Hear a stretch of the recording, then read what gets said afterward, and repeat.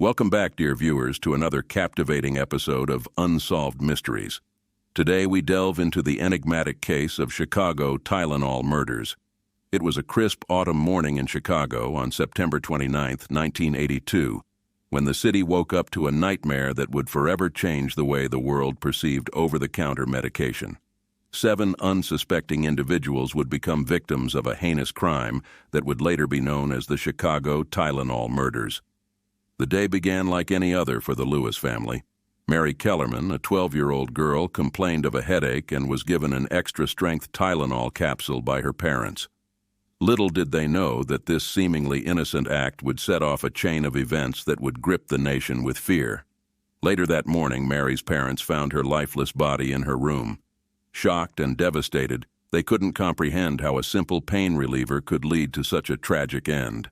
Unbeknownst to them, their grief was just the beginning of a horrifying saga that would unfold across the city. Within hours, 6 more victims fell prey to the silent killer. Adam Janus, a postal worker, had complained of chest pain and took a Tylenol to alleviate his discomfort.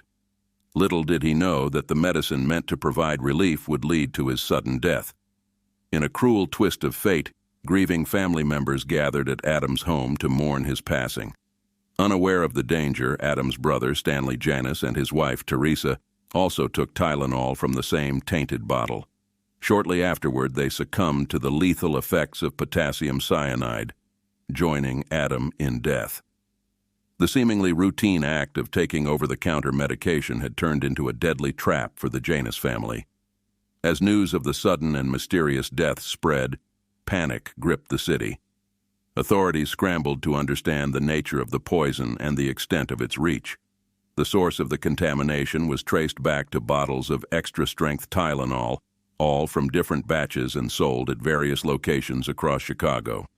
Law enforcement agencies, the FDA and Johnson & Johnson, the manufacturer of Tylenol, launched a massive recall of the product. Pharmacies pulled the shelves bare of Tylenol, and the company implemented new tamper-evident packaging to restore public trust. The impact was not only felt in Chicago, but resonated across the entire country as people began questioning the safety of over-the-counter medications. The investigation into the Tylenol murders was one of the largest in FBI history at the time. The motive behind the crime remained elusive. Was it the work of a disgruntled employee, a random act of violence, or something more sinister? The perpetrator, however, remained elusive. The lack of centralized surveillance systems and forensic technology of the time made it difficult for investigators to trace the source of the contaminated capsules. The case posed unprecedented challenges, and the city remained on edge as fear of copycat crimes loomed. Months passed without a breakthrough, and the Tylenol murders became a chilling, unsolved mystery. The victims' families were left to grapple with the devastating loss, and the community struggled to regain a sense of normalcy. Years later, in 1986, a suspect named James William Lewis emerged. He wrote an extortion letter to Johnson & Johnson, demanding $1 million to stop the poisonings. While Lewis was convicted of extortion, there was insufficient evidence to link him directly to the Tylenol murders.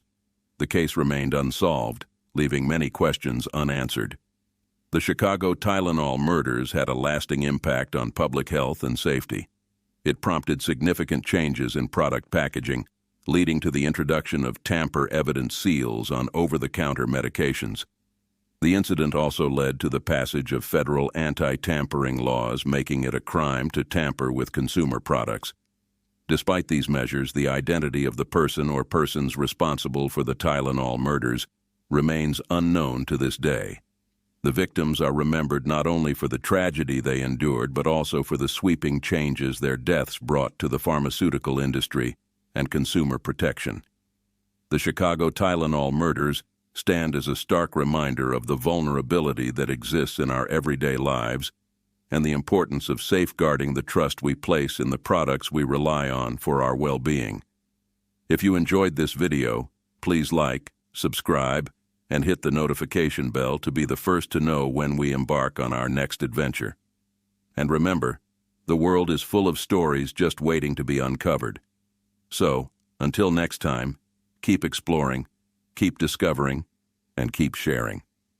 I was busy last couple days. Please forgive me and enjoy your day.